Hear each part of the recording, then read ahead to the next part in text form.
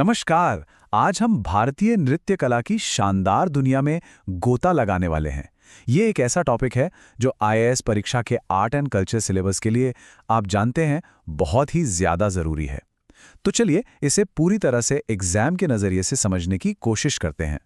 तो आज हम क्या-क्या देखने वाले हैं। सबसे पहले तो ये समझेंगे कि आखिर ये टॉपिक एग्जाम के लिए इतना ज़रूरी है ही क्यों।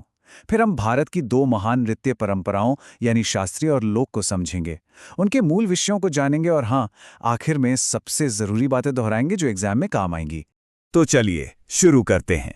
देखिए, अगर आप यूपीएससी के पिछले पेपर्स उठाकर देखें तो पाएंगे कि नृत्य कला से जुड़े सवाल लगभग हर साल आते हैं।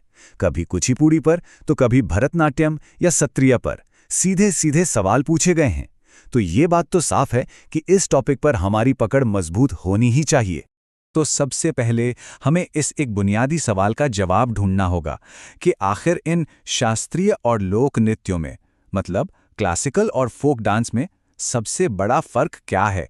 यकीन मानिए, अगर ये एक बात समझ आ गई तो पूरा टॉपिक एकदम क्रिस्टल क्लियर हो जाएगा। और यही सवाल हमें सीधे भारतीय नृत्य के सबसे बेसिक क्लासिफिकेशन पर ले आता है।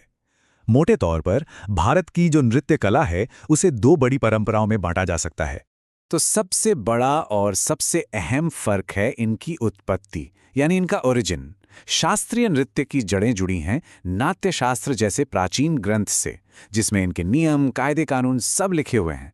वहीं दूसरी तरफ है लोक नृत्य, जो किसी किताब से नहीं बल्कि सीधे लोगों के बीच से उनकी स्थानीय परंपराओं और रीति रिवाजों से जन्मे हैं। बस यही इनका सबसे मौलिक अंतर है। ठीक है, तो अब जरा शास्त्रीय नृत्य की दुनिया में और गहराई से उतरते हैं। इन सभी डांस फॉर्म्स में एक चीज कॉमन है, एक ऐसा ग्रंथ जो इनकी हर बारीकी को, हर मूवमेंट को गाइड करता है। और वो ग्रंथ है नाट्य शास्त्र। इसे भारतीय प्रदर्शन कलाओं का एक तरह से संविधान या रूल बुक कह सकते हैं। शास्त्रीय नृत्य की हर एक मुद्रा, हर एक भाव, हर एक तकनीक का आधार यही महान ग्रंथ है। अच्छा, अब यहाँ एक छोटा सा लेकिन इंपॉर्टेंट पॉइंट है। देखिए, संगीत नाटक अकादमी मानती है कि भारत में 8 शास्त्रीय नृत्य हैं, लेकिन हमारा संस्कृति मंत्रालय यानी मिनिस्ट्री ऑफ कल्चर इसमें 6 को भी शामिल करता है। तो इस हिसाब से ऑफिशियली कुल संख्या हो जाती है 9। ये फर्क याद रखना एग्जाम के लिए बहुत जरूरी है। शास्त्रीय नृत्य सिर्फ टेक्निक का खेल नहीं है, ये भावनाओं की अभिव्यक्ति है। और नाट्यशास्त्र में 8 तरह के मूल रस बताए गए हैं।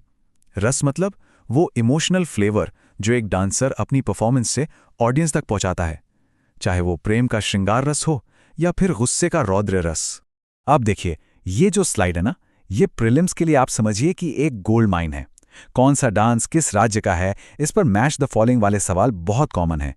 तो इस टेबल को तो बस अच्छे से याद कर लेना है, यहां से आपको सीधे सीधे मार्क्स मिल सकते हैं। देखिए, नृत्य सिर्फ तकनीक नहीं है, ये कहानियां सुनाने का भी एक जरिया है। और भारतीय शास्त्रीय नृत्यों में 2 विषय, 2 थीम्स बार बार उभर कर सामने आते हैं। पहला है श्रृंगार यानी प्रेम, और दूसरा है भक्ति यानी समर्पण। तो श्रृंगार यानी प्रेम का रस, और ये सिर्फ एक रोमांटिक लव तक ही सीमित नहीं है, बल्कि इसमें प्रेम के हर रूप को दिखाया जाता है, चाहे वो इंसानी हो या फिर दैवीय। ये भारतीय कला का एक बहुत ही सेंट्रल थीम रहा है। और इसका एक बहुत ही शानदार उदाहरण हमें भरतनाट्यम में देखने को मिलता है। भरतनाट्यम की कई परफॉर्मेंसेस श्रृंगार और भक्ति की कहानियों के इर्द गिर्द ही बुनी जाती हैं, जो इसे एक बेहद इमोशनल और एक्सप्रेसिव आर्ट फॉर्म बनाती हैं। दूसरा बड़ा थीम है भक्ति यानी डिवोशन। इस थीम को भारत में भक्ति आंदोलन से जबरदस्त बढ़ावा मिला था, जिसने हमारे आर्ट और लिटरेचर को गहराई से प्रभावित किया। ये अक्सर भगवान कृष्ण के प्रति पूर्ण समर्पण की कहानियां कहता है। और इसके सबसे अच्छे उदाहरण हैं कुचिपुड़ी और सत्रिया। इन दोनों ही डांस फॉर्म्स का विकास भक्ति आंदोलन से बहुत गहराई से जुड़ा हुआ है। सत्रिया तो असल में असम के वैष्णव मठों में ही जन्मा और पला बड़ा, जो पूरी तरह से कृष्ण भक्ति पर ही आधारित हैं।